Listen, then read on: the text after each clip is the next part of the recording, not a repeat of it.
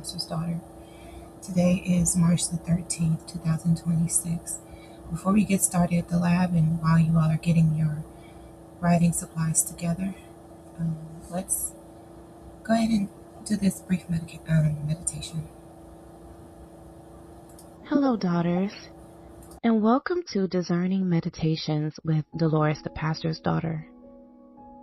To begin, please bring kind awareness to your mind, to your body, and to your spirit. Today's meditation is entitled Guided Meditation for Mindful Awareness, Immersing into the Breath. In this meditation, we will explore the transformative power of conscious awareness by immersing ourselves in the breath. By grounding ourselves in the present moment, we aim to reduce anxiety and cultivate a sense of calm and presence.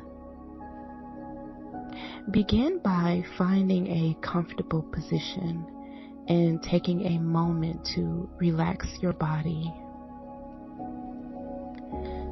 Soften any unnecessary tension in your belly and shoulders. Close your eyes or gently look downwards, allowing your hands to rest effortlessly. Find a posture that balances relaxation and alertness. Take a few moments to scan your awareness through the sensations of your body. Soften and release obvious areas of physical tension, creating a foundation for the practice.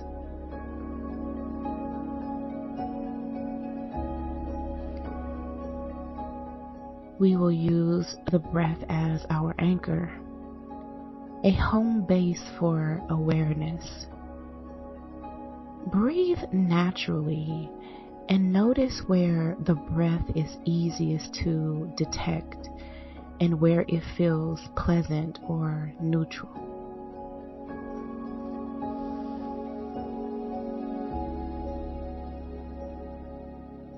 Pay attention to the breath's sensations, whether it's the flow in or out of your nose, the touch around your nostrils, the movement of your diaphragm, or the rising and falling of your abdomen.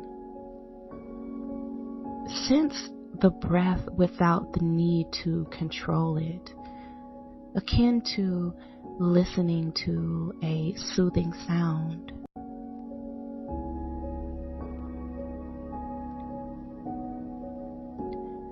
With relaxed awareness, explore the changing sensations of the breath. The breath becomes your home base, a place to rest and be aware. Relax with each inhale and exhale, noticing the immediate experience of sensations.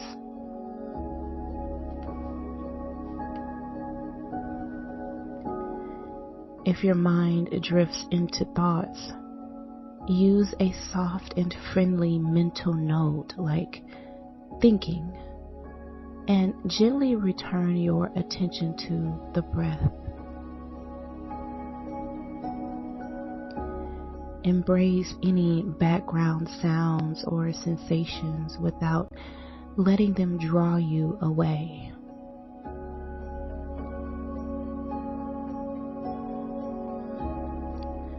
Without judgment, allow yourself to return to the inflow and outflow of the breath. Let the breath be your intimate friend, reconnecting you with your presence.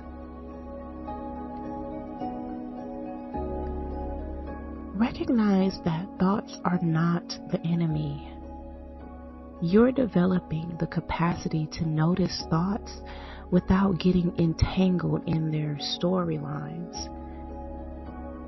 Strengthen your ability to come back to the present moment, immersing your awareness into the breath.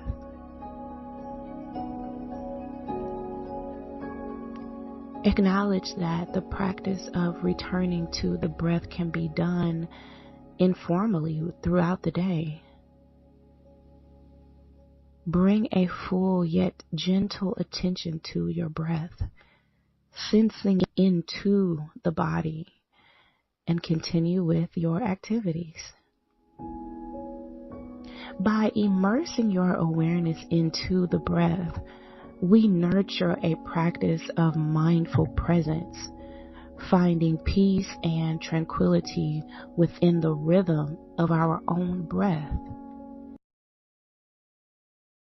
This conscious awareness becomes a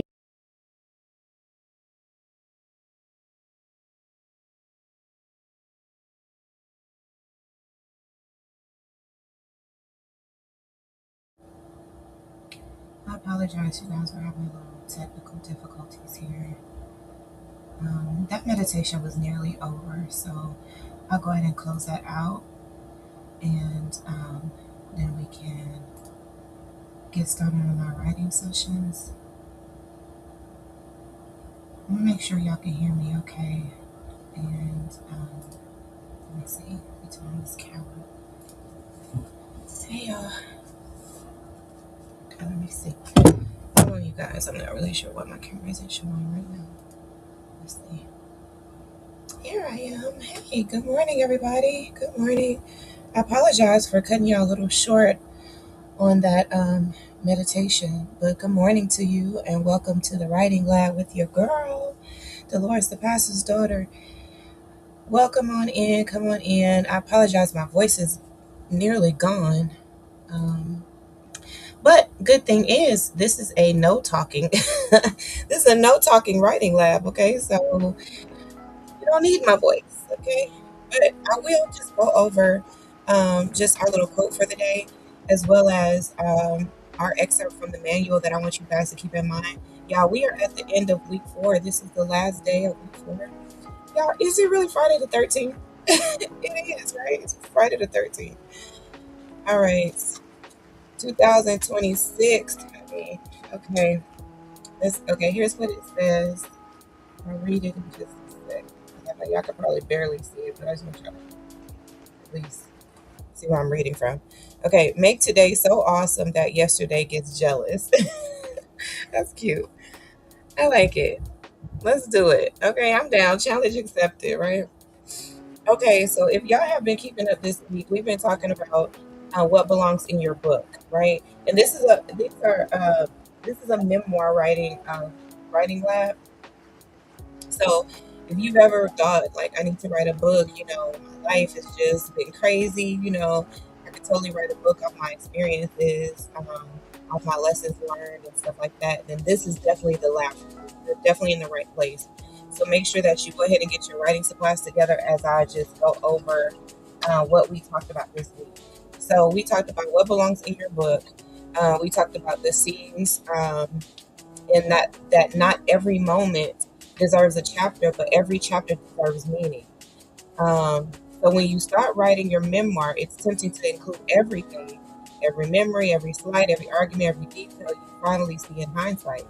But your story becomes powerful and publishable when you learn to choose the moments that shape you. And so we talked about the different scenes, like something that clicked, something that cracked, something that felt wrong. And then we talked about the different, looking at your life across different categories. One of the categories was moments you knew something was wrong, right? The next one was moments you ignored your intuition. And I think that's how far we got yesterday, I think, this week. So where I think we left off anyway, Sean. It's early, so my brain isn't quite clicked in yet. But so we talked about the moments you saw truth. You saw the truth. Excuse me. This is where discernment enters the story, okay? This is where the fog lifts, where the illusions crack. These moments often become the emotional peak of your memoir, okay? That's where we left off yesterday. So picking up today is number 4, moments you stayed too long. Girl. Listen, let me snap on that. Look, how many times have we stayed way too long? Every daughter has them, right? Those moments. These chapters make your story relatable, honest, and human. They show what happens when you're torn between loyalty and clarity. And like, don't we find ourselves in that position sometimes? It's like, dang, like I know what I see, I know what I feel like my senses are intact, right? I'm getting all the red flags and everything, but I'm loyal to this person. Maybe it's a family member, I'm sure we've all been faced with that, at least one family member in our lifetime, right? So, moving on to number 5, moments you walked away or stood up for yourself. Now, this is major, right? Because I mean, a lot of us have a problem or have a bit of an issue with really standing up for ourselves and being our own advocate. But the moment you do, these scenes are empowering. And readers wait for these moments. Like people are hanging on for a moment where you say, enough is enough, and like I'm not taking this anymore. We've all seen that movie Enough. This is like kind of along those lines, right? Where it's just like, no, I'm not taking it. This is my breaking point. And then there was a total transformation in her life where she stopped being the victim, you know, quote unquote, and and started being really the aggressor in some ways. Okay, but I'm here for it. And then number 6, as we close this out, is moments that mark your becoming. Moments that marked your becoming. These scenes, the scenes where you chose truth, you chose yourself, you chose peace, you chose boundaries, you chose clarity. These chapters close the transformation arc. Once you gather these key moments, your memoir starts to organize itself. It becomes a story with direction, not a diary of memories. Okay? Your diary of your memories is a great place to start. Great place to start. But from there, we need to, elevate and to deepen our writing. Okay, and we need to really pull out those scenes that really shaped who we are and who we've become. So I am not gonna keep this going too much longer. Let's go ahead and get started. Good morning, y'all. Let me know where you are writing from. I'm your accountability partner. You're my accountability partner. Also in the book, guys, remember that there are sections in here where you can write in the memoir manual, right, to really help you to shape your story. Okay.